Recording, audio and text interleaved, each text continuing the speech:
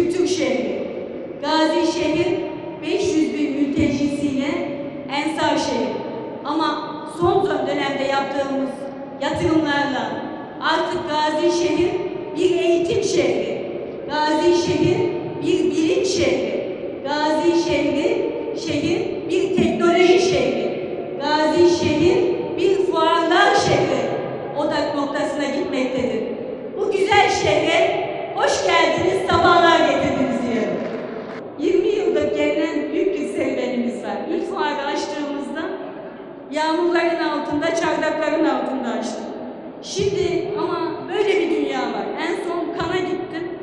Cannes'ın ekonomisinin, ülke ekonomisinden ne kadar 10 kat büyüdüğünü gördüm. Her ay yaptıkları dünyanın en büyük fuarı. MIPIM diye bir fuar yapıyor. Dünyanın en büyük inşaatçılar oraya gidiyor. Burada özellikle Cannes Film Festivali yapıyor. Hollywood yıldızları geliyor. Kırmızı halıdan geçiyor. Şehrin ekonomisi, ülke ekonomisinin 10 katı. O yüzden fuarcılık bizim açımızdan çok önemli. Anadolu fuarcılığı çok önemli. Anadolu kaplanlarının yaptığı her ürünü burada sergilemesi çok önemli. Çalışacağız. Bu şehir çalışkan şehir, dirençli şehir, güvenli şehir. Türkiye ne kadar büyürse 2 katı büyüyen bir şehir. Bu şehirde doğmaktan, bu şehrin insanı olmaktan, bu şehrin emini olmaktan büyük bir onur ve şeref duyuyorum. Hepinizden Allah razı olsun diyor. Hoş geldiniz, sabahlar getirdiniz diyor.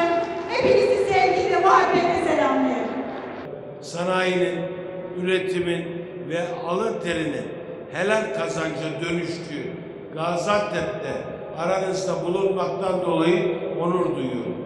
Sağ olsun bütün valisi, belediye başkanı, milletvekillerinde birlik ve beraberlik var. İşte Gaziantep'in sırrı ne? Sırrı bu değerli kardeşlerim. Elbette üretim kadar tanıtım da çok önemli. Çünkü fuarlar üretimin vitrinidir. Böyle güzel fuarlarla ürünlerini en iyi şekilde pazarlayabilirsiniz. Üreticinin ve ürünün reklamı olur fuarlar. Hem malımızı hem kültürümüzü işte bu fuarlarla tanıtıyoruz. Yerli ve milli değerlerimize sahip çıkıyorsunuz. İşte Gaziantep'in de farkı bu. Gaziantep aynı zamanda ecdadın emaneti, bu değerleri koruyan, kendini geliştiren ve farklılaştıran bir şey. Bu sayede bütün Türkiye'ye ilham kaynağı olmuş, Gaziantep'te olmakta da gurur duymuş bir şey. Yerel kalkınmanın, şehirlerimizi zenginleştirmenin yolu da bu tanıtım ve markalaşmadan geçiyor. Her fuar açılışında ayrı bir heyecan duyarım ben.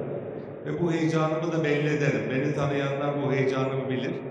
Ama bu fuar açılışında Büyükşehir Belediye Başkanımız Sayın Fatma Şahan'ın bu heyecanını gördükten sonra ben daha da heyecanlandım. Daha da hoşuma gitti bu.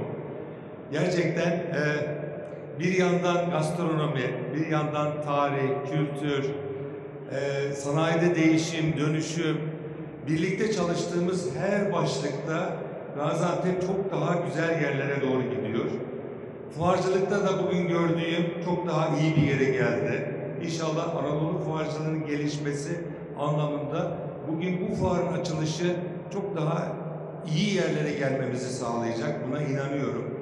Gaziantep yarattığı katma değerle, ekonomik güçle bugün Türkiye'nin ihracatta 5. büyük şehri. Bugün içinde bulunduğumuz Orta Doğu Fuar Merkezi hemen organize sanayi bölgemizin yanı başında. Türkiye'nin en büyük organize sanayi bölgesi Gaziantep'te. Bitişik olarak 40 milyon metrekarede yaklaşık 1100'ün üzerinde tesisle Türkiye'nin üretimine, istihdamına, ihracatına destek veriyor ve biz de Gaziantep'e her zaman Gaziantep Sanayi Odası Başkanlığı döneminde olduğu gibi bugün de Gaziantep'in milletvekili olarak destek veriyoruz, yanında olmaya gayret ediyoruz ve Gaziantep'in bu başarısını daha da ilerilere taşımak için elimizden gelen tüm çaba ve gayreti gösteriyoruz. Bilim adamlarına göre İnsanlık yeryüzünde 300 bin sene önce başladı. Yani bugünkü insan ırkı 300 bin sene önce doğada var olan diğer canlılar arasında varlık göstermeye başladı. O zaman çevre doğal bir çevreydi. İnsanlık Göbekli Tepe'den aldığımız verilere göre bundan 12 bin sene evvel yerleşik hayata geçti. İlk defa toprağı işlemeye, tohumu ıslah etmeye, hayvanları evcilleştirmeye ve yerleşmeye başladı. Yerleşmeye başlamasıyla artık çevre yapaylaşma sürecini de başlatmış oldu. Yani bugünden baktığımızda bugün bir doğal çevre var, bir de yapay çevre var. İnsanlık hayatını devam ettirmek için doğanın kanunlarına riayet ederek üretimini sürdürdü. Tarım toplumundan sanayi toplumuna kadar bu üretim anlayışı devam etti. 16. asra geldiğimizde durum değişmeye başladı. Bilimde ve teknolojide birikim elde eden insanoğlu bilginin güç olduğunun farkına vardı. Dönemin iktisatçısı ve filozofu Francis Bacon ilk defa o zaman bilgi güçtür dedi. Ve bu gücü insanoğlu kullanırsa doğaya egemen olabileceğini söyledi.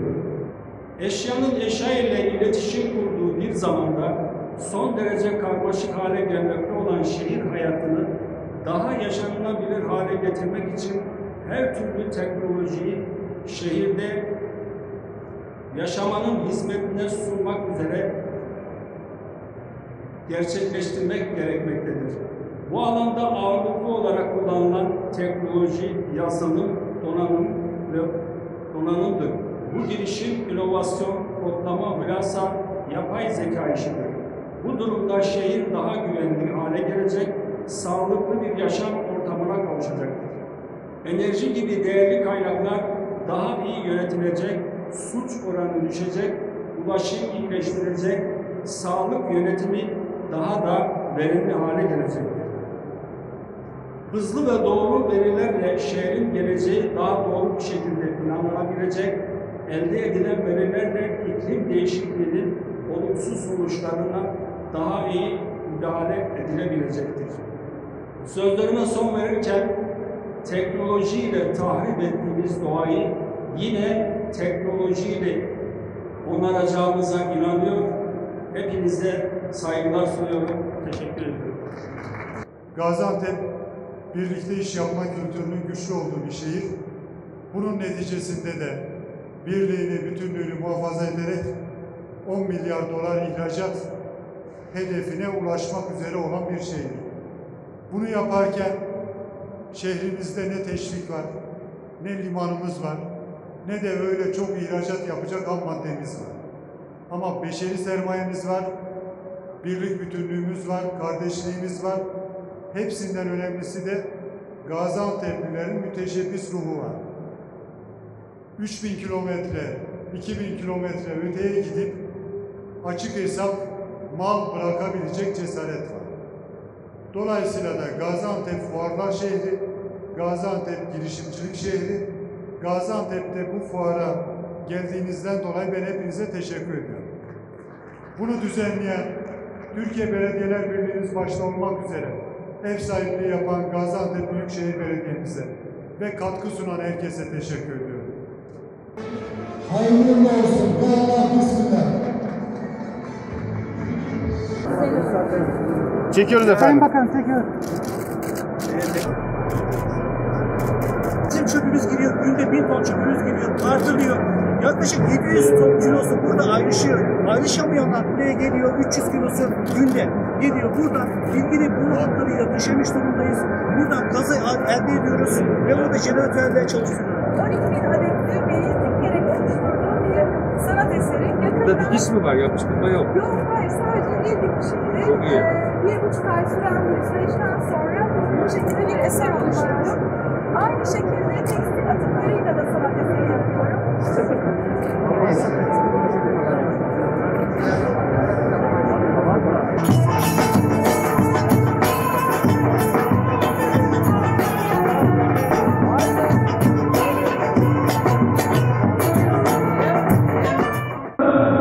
Abi geriden geleceğim. Fatma Başkan. Sayın Bakanım'a teşekkür ediyorum.